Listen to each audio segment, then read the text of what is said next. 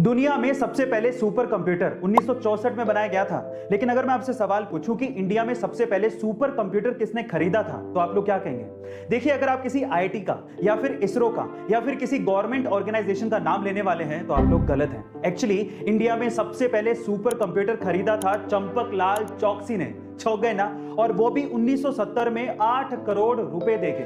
पर सवाल यह है कि इन्होंने ऐसा क्यों किया, मैं आपको बताता हूं। चंपकलाल चौकसी एशियन पेंट के मालिक थे और वो एशियन पेंट को इंडिया में कोने कोने में एक एक डीलर तक पहुंचाना चाहते थे, जिसके लिए उन्हें मैसिव डेटा एनालिसिस करना था, जो कि सिर्फ सुपर कंप्यूटर से ही पॉसिबल था।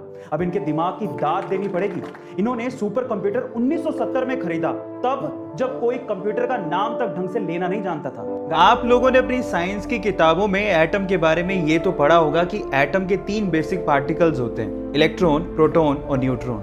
लेकिन इंटरेस्टिंग स्टोरी है इनकी डिस्कवरीज को लेके। इलेक्ट्रॉन की डिस्कवरी सन 1897 में सर जे थॉमसन ने अपने कैथोड रे ट्यूब एक्सपेरिमेंट से की थी।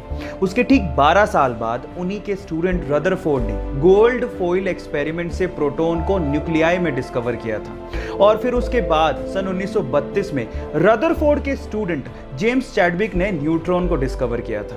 मतलब ये तीनों एक दूसरे के स्टूडेंट थे। और मजे की बात ये थी कि इन तीनों को अपनी डिस्कवरीज के लिए नोबेल प्राइज भी दिया गया था। क्या ये फैक्ट आपको पहले से पता था? रोबोट्स यानी कि आर्टिफिशियल इंटेलिजेंस का इस्तेमाल इतना ज्यादा हो गया है कि हमें ये अब डर लगने लगा है कि कहीं रोबोट्स मानव जाति को नुकसान नहीं पहुंचा दें। और उसके बहुत सारे एग्जाम्पल्स देखे भी गए हैं। सन 2011 में वैज्ञानिकों ने एक रोबोट बनाया था और जब उस रोबोट से पूछा गया कि कहीं रोबोट मानव जाति पे राज तो नहीं करेंगे, तो रोबोट ने पता है क्या जवाब दिया?